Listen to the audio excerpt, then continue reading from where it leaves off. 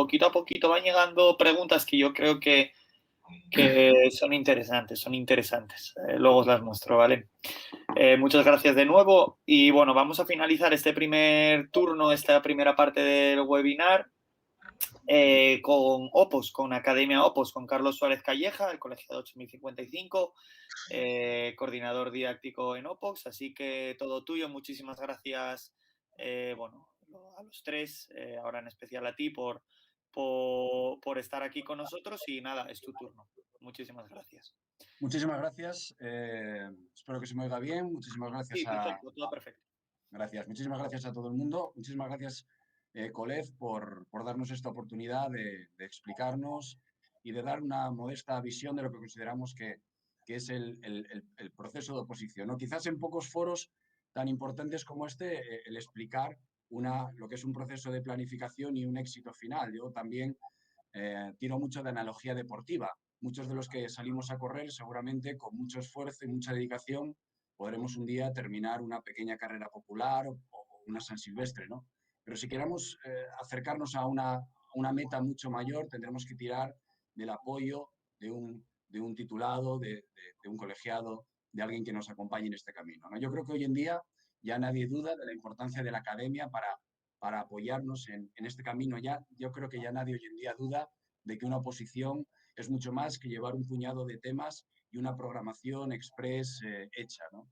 Al final, de lo que estamos hablando es no solo de los pequeños detalles, ni siquiera de los grandes detalles que en mi opinión marcan la diferencia.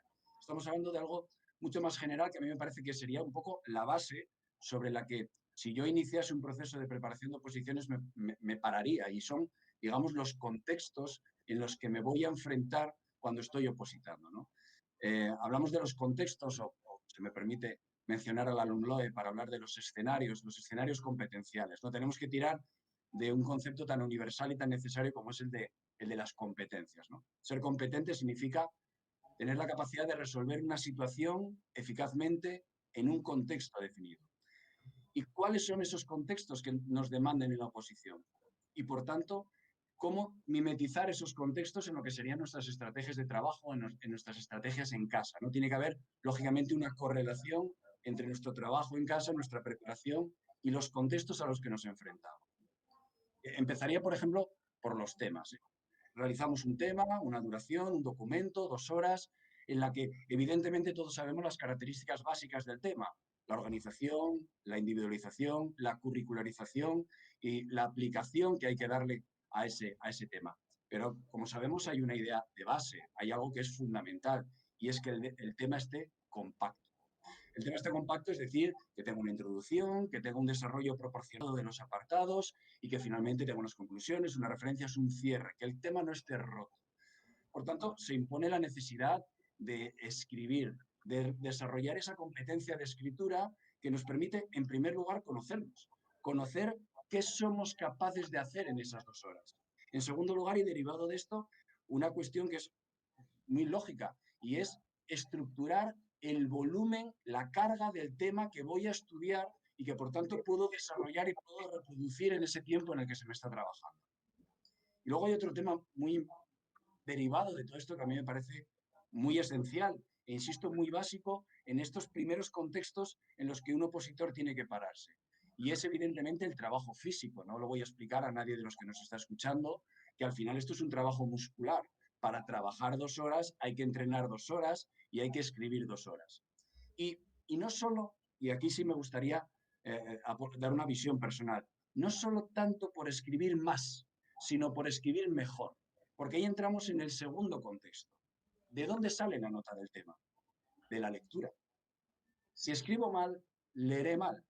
Y por tanto es muy importante el establecer un tema bien estructurado, pero también yo recuerdo perfectamente cuando abrí mi sobre y me puse a ver mi tema antes de leerlo, ¿no? Lo primero que me encontré fue con una letra que en la primera página era muy lamentable, seguramente fruto de los nervios, y que a medida que avanzaban las páginas seguía siendo muy lamentable cada vez más, seguramente fruto de que quería escribir muchas cosas en muy poco tiempo, ¿no?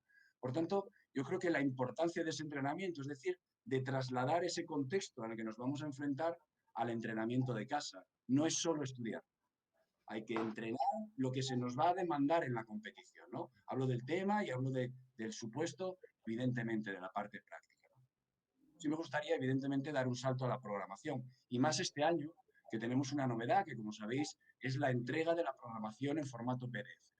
Esto va a hacer muy probablemente una modificación en cuanto a los tribunales. Y es que algo que no ocurría en los años anteriores, muy probablemente cada miembro del tribunal tenga en su tablet nuestra programación, ¿no? Y aquí aparece una competencia nueva, un escenario nuevo, que os sorprendería muchas veces descuidamos, ¿no? Que es la competencia digital, que es la presentación de la programación. A veces ves programaciones negro sobre blanco o con dibujos y cuestiones, colores absolutamente inapropiados, ¿no? Me parece muy importante el cuidar el documento. Es lo primero que el tribunal percibe de nosotros en esta segunda parte y hemos cuantificado también la nota. Es decir, sabemos que parte de nuestra valoración en esta segunda parte se va hacia ese documento y me parece sumamente importante este apartado, ¿no? Y luego, por otro motivo principal, yo no he preparado el discurso de lo que estoy diciendo, no lo tengo escrito, pero imaginaros que lo tuviese escrito y os lo doy. Y os doy escrito a cada uno de los que me estáis viendo el discurso que yo estaría ahora mismo, digamos, reproduciendo, ¿no? Lo que tenéis es un discurso que yo estoy diciendo textualmente. Y por tanto tenéis la misma información por dos canales. ¿Qué haríais? Probablemente descartaríais el discurso y os centraríais a escucharme. Estaríais perdiendo el complemento necesario. La programación tiene que ser otro canal de información más. Y más en estas Asturias, de las 30 páginas del área 11 de los márgenes 222, en estas Asturias la programación puede suponer un complemento al discurso y transmitir una doble información a los miembros del tribunal. Y luego, evidentemente, y creo que lo comentaba Javier con mucha razón, la exposición. Evidentemente, la programación es una exposición. La programación, al final, lo que tenemos que hacer es defender una programación y exponer una de las unidades didácticas, ¿no? La defensa de la programación, que es mucho más que una acción de aula, que es mucho más, que es una acción docente, que es una acción a la que nos enfrentamos y de ahí, evidentemente, todo lo que conlleva una programación docente, y de ahí su nombre, a la que hace referencia la convocatoria 7 de febrero del año 2020. Insisto que intento focalizar la base. Luego entraríamos en la preparación de cada una de esas partes, ¿no? Pero yo creo que lo primero es ser capaz de trasladar a mi casa, a mi entorno de trabajo, a mis dinámicas y a mis cargas de trabajo, los escenarios a los que me voy a enfrentar. No puede haber una disonancia, no puede haber en mi opinión, una asimetría entre eso que estoy preparando y eso a lo que me van a enfrentar en el proceso de oposición. Y sí me gustaría hablar de un escenario más que me parece muy importante y también me gustaría aprovechar para hacer una reflexión, ¿no? Que es el debate con el tribunal, que también evidentemente cuantifica en esa nota de éxito, en esa nota final, el debate con el tribunal. Y sí me gustaría hacer una reflexión, ¿no? Desde la academia se trabaja el debate de manera visible, a través de actividades de consolidación, a través de actividades de debate, a través de actividades donde el alumno tiene que hacer exposiciones sobre planteamientos improvisados. Pero hay también una consolidación de los aprendizajes desde un punto de vista más invisible.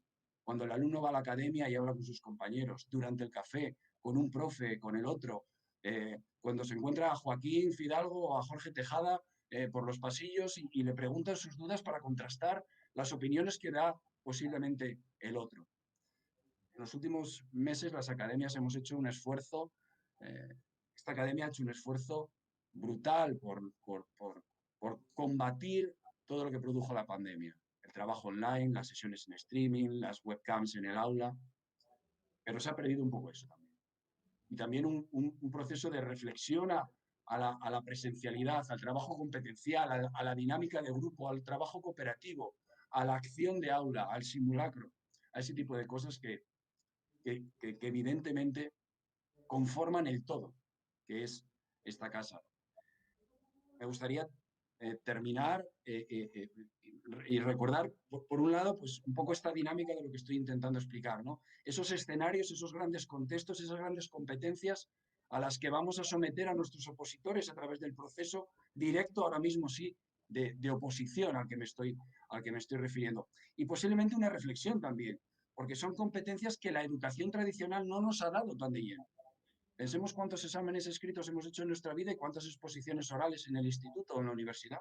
Pensemos cuántos exámenes escritos hemos hecho en nuestra vida y cuántas veces hemos hecho un debate en el aula, pues seguramente la desproporcionalidad será bestial. Y sin embargo, ahora sí se me demandan ese tipo de competencias más activas, más dinámicas. Creo que es una buena época para opositar. Creo que es una época, eh, no voy a hablar de números, no voy a hablar de datos, voy a hablar del momento. Venimos de un momento convulso, del que hay que aprender, del que educativamente tenemos que aprender, del que educativamente tenemos que filtrar, pero también estamos en un momento optimista. Vamos a estar delante del tribunal exponiendo, leyendo o defendiendo una unidad didáctica a finales de junio, principios de julio de este año, con una LOMLOE ya aprobada, que ya ha desplazado a la vieja LOMCE y que ya marca claramente las diferencias, que son bastantes, que propone y que tiene mucho que ver, por cierto, con estos escenarios y estas competencias. Creo que es un buen momento, creo que es una buena oportunidad. Y entre tanta información que os hemos intentado trasladar y entre tantos datos y entre tantas ideas, pues también terminar eh, con una llamada al optimismo y a la oportunidad, al río revuelto, como dice el refrán, y a desearos a todos, pues eso, pues que tengáis una buena pesca. Muchas gracias a Coleg, de verdad, por invitar a Opox Academia y nuestras puertas siempre abiertas y, por supuesto, esta casa que es la de todos. Muchas gracias. Muy bien, pues muchísimas gracias a los tres. Genial. Y tenemos preguntas.